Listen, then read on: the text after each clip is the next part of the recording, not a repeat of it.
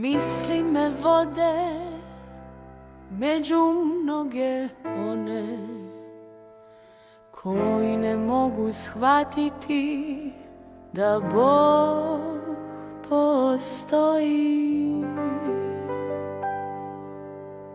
Nikada ga nisu susreli, nikada ga nisu prepoznali, a kraj njega su prošli i u njemu živjeli. Savjest, zovemo to nešto što bi možda od Boga moglo biti, ali mi smo ljudi posebni, intelektualno najjači. Nama nitko ne treba. Mi sami sve možemo raditi, mi sami sve možemo stvarati. Intelekt nam je jača strana i to nas od životinja odvaja. Mada smo i mi sami od majmuna postali manje više, tako u knjigama piše. Neki su još uvijek slični njima, ali osobne brojeve imaju i nekim nacijama pripadaju. Nikome ništa više ne treba, dosta im je posao, kuća, možda i djeca. Netko voli da puši, tim svome srcu smanjuje vrijeme, ali koga briga, sve su to ljudi, većinom pametni, svjesni, a mogu i masno puno pojesti. Ipak razlike ima, životinja se ne prežderava, ne stavlja kopita ili šape u usta da bi povratila kad je alkohola previše pila. Svi su to ljudi ponosni, nikome ništa više ne treba, jer bi se iz mulja trebali podići i od svinje više postići.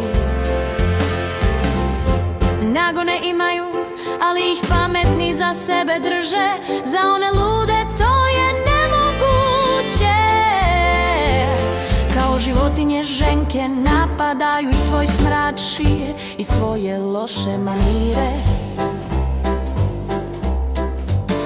Tko je kriv, zna ona i sama, zašto se obukla baš tako, pogledala budalu i glavu neintegrisanu, da nije kuja mahnula repom. Dobro to stari svijet govori, u tome nešto ima, inače ne bi bila himna mnogima. Ali su to ljudi velikog kova, možda im treba i neka lova, i to si pravo, naravno nadu, pa opljačkaju i neku baku. Tko joj je kriv, zašto hoda, davno je trebala mrtva biti, a svoje novce ostaviti. Tako se mačo po gradu šeće, bez srama i kakvog, a i njegova žena i nju će provesti da ljudi vide da ga za ništa zlo ne krive.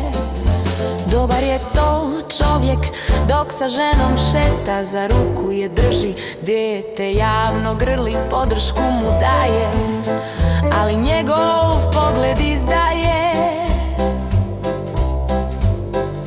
Te kako se u crkvi poredaju, kamere se upale, a oni čak i mole. Bakice se raznježe, takvima dijele glasove. Lopov lopova samo pokriva i paze da im je glava živa, jer oni su ista garda, ako tko propjeva. Jadna i majka prepoznaju se na kilometre, kod ove svoje prepoznaju i sve druge sablažnjavaju. Ali da su to ljudi ne prave, da odaju uzdignute glave, nikome ne daju pardona, jer oni su posebnoga sloja, da im kroz savjest kaže kako su zli, jadni i truli, povrijedio bi obraz bezvrijedni. Zato je najbolje savjest tući, iz nje istinu vući, ukloniti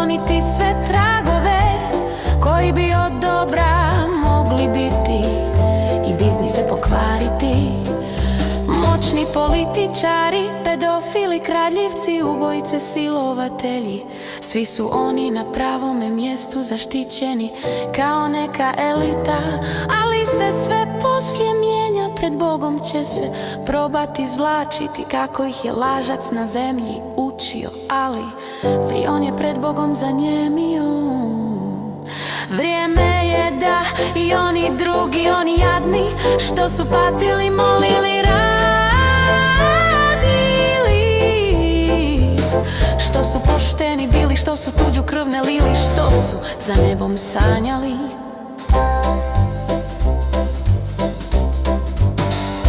Vrijeme je za njih da i oni na miru dišu, da im se vijenac pobjede na glavu stavi, te da se u vječnosti goste pravde i Božje ljubavi.